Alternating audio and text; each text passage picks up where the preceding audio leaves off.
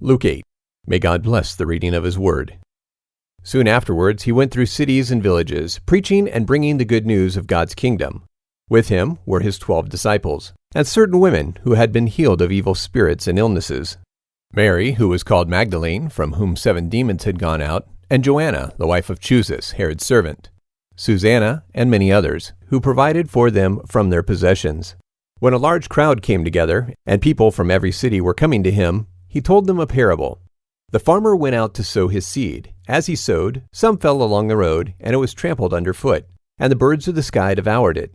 Other seed fell on the rocks, and as soon as it grew, it withered away, because it had no moisture. Other fell among the thorns, and the thorns grew with it, and choked it. Other fell into the good ground, and grew, and produced 100 times as much fruit. As he said these things, he called out, "He who has ears to hear, let him hear." Then his disciples asked him, "What does this parable mean?" He said to them, "To you it is given to know the mysteries of God's kingdom. But to the rest I speak in parables, so that, as it is written, in seeing they may not see, and in hearing they may not understand." Now the meaning of the parable is this: the seed is the word of God. Those along the road are those who hear it. Then the devil comes and takes away the word from their heart, and they do not believe and are not saved. Those on the rock are they who, when they hear, receive the word with joy, but these have no root. They believe for a while, then fall away in times of temptation. That which fell among the thorns, these are those who have heard, and as they go on their way, they are choked with cares, riches, and pleasures of life, and bring no fruit to maturity. Those in the good ground, these are those who, with an honest and good heart, having heard the word, hold it tightly, and produce fruit with perseverance. No one, when he has lit a lamp, covers it with a container or puts it under a bed, but puts it on a stand, that those who enter in may see the light. For nothing is hidden that will not be revealed, nor anything secret that will not be known and come to light. Be careful, therefore, how you hear. For whoever has, to him will be given, and whoever doesn't have, from him will be taken away even that which he thinks he has. His mother and brothers came to him, and they could not come near him for the crowd. Some people told him, "Your mother and your brothers stand outside, desiring to see you." But he answered them, "My mother and my brothers are those who hear the word of God and do it." Now, on one of those days, he and his disciples got in a boat, and he said to them, "Let's go over to the other side of the lake." So they launched out. But as they sailed, he fell asleep. A windstorm came down on the lake, and they were taking on dangerous amounts of water. They came to him and awoke him, saying, "Master, Master, we are dying." He then rebuked the wind and the raging water, and it stopped and was calm. He said to them, "Where is your faith?" Being afraid, they were astonished, saying to one another, "Who is this then, that he commands even the winds and the water, and they obey him?" Then they arrived at the country of the Gadarenes, which is opposite Galilee. When Jesus stepped ashore, a certain man out of the city who had demons for a long time met him. He wore no clothes and didn't live in a house, but in the tombs. When he saw Jesus, he cried out, and he fell down before him with a loud voice and said, "What do I have to do with you, Jesus, you Son of the Most High God? I beg you, don't torment me." For Jesus was commanding the unclean spirit to come out of the man, for the unclean spirit had often seized the man. He was kept under guard and bound with chains and shackles. Breaking them apart, he was driven by the demon into the desert. Jesus asked him, "What is your name?" He said, "Legion," for many demons had entered into him.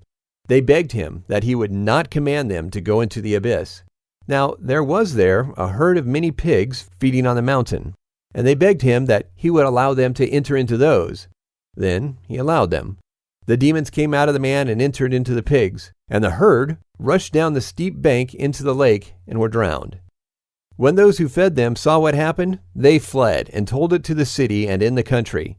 People went out to see what had happened. They came to Jesus and found the man from whom the demons had gone out sitting at Jesus' feet, clothed and in his right mind, and they were afraid. Those who saw it told them how he who had been possessed by the demons was healed. All the people of the surrounding country of the Gadarenes asked him to leave, for they were very much afraid. Then he entered into the boat and returned. But the man from whom the demons had gone out begged him that he might go with him. But Jesus sent him away, saying, "Return to your house and declare what great things God has done for you." He went his way, proclaiming throughout the whole city what great things Jesus had done for him. When Jesus returned, a large crowd welcomed him, for they were all waiting for him. A man named Jairus came. He was a ruler of the synagogue. He fell down at Jesus' feet and begged him to come into his house, for he had an only daughter, about 12 years of age, and she was dying. But as he went, the large crowds pressed against him. A woman who had a flow of blood for 12 years, who had spent all of her living on physicians and could not be healed by any, came behind him and touched the fringe of his coat. Immediately, the flow of her blood stopped. Jesus said, "Who touched me?" When all denied it, Peter and those with him said, "Master, the large crowds press against you, and you say, 'Who touched me?'" But Jesus said, "Someone did touch me, for I perceive that power has gone out of me." When the woman saw that she was not hidden, she came trembling, and falling down before him, declared to him in the presence of all the people the reason why she had touched him, and how she was healed immediately. He said to her, "Daughter, cheer up. Your faith has made you well. Go in peace." While he still spoke, one from the ruler of the synagogue's house came, saying to him, "Your daughter is dead. Don't trouble the teacher." But Jesus, hearing it, answered him, "Don't be afraid. Only believe, and she will be healed." When he came to the house, he didn't allow anyone to enter in except Peter, John, James, the father of the child, and her mother. All were weeping and mourning her, but he said, "Don't weep. She isn't dead, but sleeping." They began ridiculing him, knowing that she was dead. But he put them all outside, and taking her by the hand, he called, saying, "Child, arise." Her spirit returned, and she rose up immediately. He commanded that something be given to her to eat. Her parents were amazed, but he commanded them to tell no one what he had done.